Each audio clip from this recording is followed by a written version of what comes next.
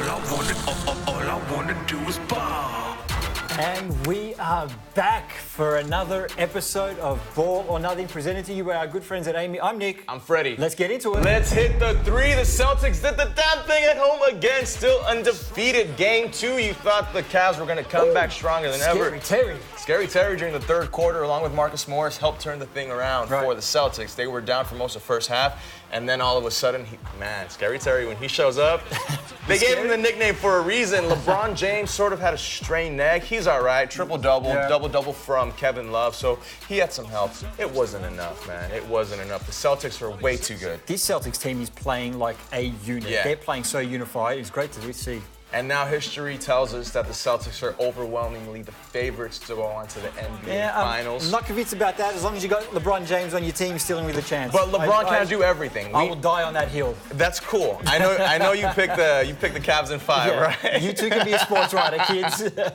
All right. So the point is that the Celtics are playing the way they're playing without their two biggest superstars, Gordon Hayward and Kyrie Irving. They're still here. But if we look conversely over to the other side of the Cavaliers, they're also at the Eastern Conference playoffs without their old teammate, Kyrie Irving. Right. So what does this tell us about the importance that Kyrie Irving actually has on a team if both the current teams that had Kyrie Irving are still just as successful so far without him? I think that speaks to more Brad Stevens' coaching. Yeah. Just the amazing job that he's been able to do with the squad that he's got, or the pieces that he's got left. Right. And it speaks more to LeBron James' greatness that they've been able to get this far without Kyrie Irving. A lot of people are alluding to the fact that maybe Kyrie doesn't even make his team better, which I think it's a very, very, just flat-out dumb statement to make. Yeah, it's still Kyrie Irving. I wouldn't go that far. It's still like a top 5 point guard in the league. Right. You cannot be better without that. So we'll see what happens. Moving on to the West, KD, a little bit of smack talking. You can't guard me. They can't. You can't guard me, bro. They can't. Cool thing is that, I like seeing cocky Kevin Durant during the playoffs because he knows that, you can't guard him, kind of like LeBron.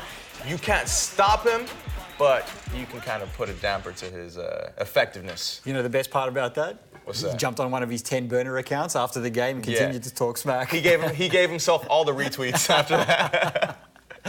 Let's jump into sneak peek. Old mate James Harden. Now check this. Look at this. The beard. That step. Oh, that's nasty. Broken ankles. And you want to know something? Broken ankles. You and I can't do that. We can't do that at all. We can't do that, right? But what Adidas have done... Wait. Adidas. Oh. Sorry, let me talk American. Adidas. Okay, yeah, all right, cool. I'm sorry, my bad. So what they did was they've tailored his new shoe, the Adidas Volume 2, to his 3 specific key moves that he's got, which is the step back, the jab step, and the Euro step.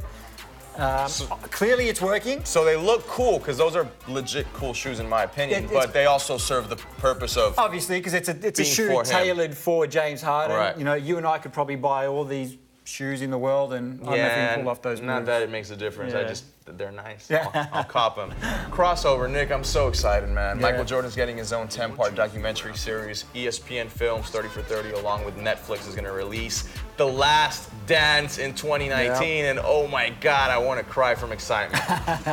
This is going to have some great stories in it. Yeah. Just from his old... Apparently, MJ is going to be heavily involved as well. Yeah. An Australian guy, Luke Longley, you might have heard of him. Luke Long, I've heard of old mate Luke. Old mate Luke, he's going to be involved in this too, I'm sure, and he's got some great MJ stories, so hopefully they'll make the cut. The best part about this for all of the young LeBron is the greatest player of all time fans who maybe never saw Michael Jordan play is that they're actually going to get to go back and watch something that is compelling entertainment. And once and for all, we'll just end all the comparisons. All right, nobody's ever going to reach the Michael Jordan level. But you mentioned, this is going to stop you mentioned young, I'm old guy and I still think LeBron's better, but that's, come on, that's another show in itself. You watched Jordan play. I did. We watched Jordan play. What's going on? Let's jump into some off-court stuff. Old mate Thon Maker. All right. He's finally playing for the Australian national team. Good. He's been a long time coming. All right. We've been waiting for him to don the green and gold for a long, long time. Finally going to happen in some qualifiers we've got coming up in July. And minus a couple of big Australian superstars, but it's just the qualifiers. Just some qualifiers. The big Australian superstars will be there when it counts. They'll be there when it counts. And we'll also be here when it counts. Yes, These sir. are the finals coming up. Right now, the conference finals, and we got a bunch of cool stuff for you guys. Yeah, make sure you stay tuned to ESPN. That's all we've got time for in this episode, however. We'll be back for another show. Oh, you know it. This has been Ball or Nothing. I'm Nick. I'm Freddie. Presented by our friends at AAMI, by the way. Shout out, AAMI. All I wanna do is ball. When I walk up in the mall,